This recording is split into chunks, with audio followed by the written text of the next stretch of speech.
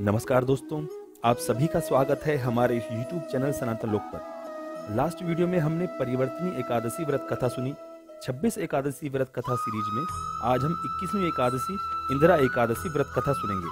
उससे पहले आप सभी से अनुरोध है, जल्दी से इस चैनल को सब्सक्राइब कर लें और चैनल पर विजिट करके हमारे सभी वीडियोज़ को एक बार जरूर देखें और बेल आइकन को भी प्रेस कर दें ताकि आगे आने वाले हमारे सभी वीडियोज़ आप तक सबसे पहले पहुँचें। तो चलिए शुरू करते हैं आज का वीडियो। धर्मराज युधिष्ठिर बोले कि हे भगवान, अश्विनी मास के कृष्ण पक्ष की एकादशी का क्या नाम है, उसकी विधि और फल क्या है, सो कृपया करके कहिए। भगवान श्री कृष्ण कहने लगे कि इस एकादशी का नाम इंदिरा एकादशी है। इस एकादशी के व्रत करने से समस्त पाप नष्ट हो जाते हैं तथा नरक में गए पितरों का उद्धार हो जाता है। इसकी कथा को सुनने मात्र से वाजपेयी यज्ञ का फल मिलता है। सतयुग में महिष्मती नाम की नगरी में इंद्रसेन नाम का एक अत्यंत प्रतापी राजा राज्य करता था। एक समय जब राजा अपनी राजसभा में सुखपूर्वक बैठा था, महर्षि नारद आकाश मार्ग से उतरकर वहां आए। महर्षि नारद बोले कि हे राजन, आपके राज्य में सब प्रकार कुशल तो है। मैं आपकी धर्म परायणता देखकर अत्यंत प्रसन्न हूँ। तब राजा ने कहा कि हे महर्षि, आपकी कृपा से मेरे राज्य में सब कुशल पूर्वक है। इस पर नारद जी कहने लगे कि हे राजन, मुझे महान आश्चर्य हो रहा है। एक समय जब मैं ब्रह्मलोक से यमलोक गया था तो उस जगह यमराज की सभा के मध्य मैंने तुम्हारे पिताजी को बैठा देखा था। तुम्हारा पिता महान ज्ञानी, दानी तथा धर्मात्मा था। वह एकादशी का व्रत बिगड़ जाने से यमलोक को गया है।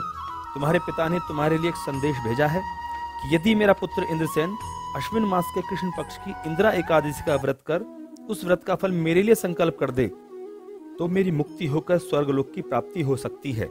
जब राजा ने महर्षि नारद के इन वाक्यों को सुना तो उसे महान दुख हुआ और उसने कहा कि हे महर्षि, आप इस व्रत की विधि मुझसे कहिए। नारद जी बोले कि हे राजन, अश्विन मास के कृष्ण पक्ष की दशमी के दिन प्रातःकाल श्रद्धा सहित स्नान करना चाहिए। इसके पश्चात दोपहर को भी स्नान करना चाहिए।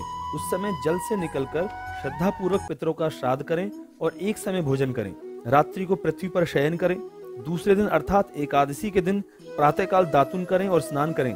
उसके पश्चात भक्ति पूर्वक व्रत का संकल्प करते हुए कहें कि मैं आज निराहार रहूंगा और समस्त भोगों को त्याग कर कल भोजन करूंगा।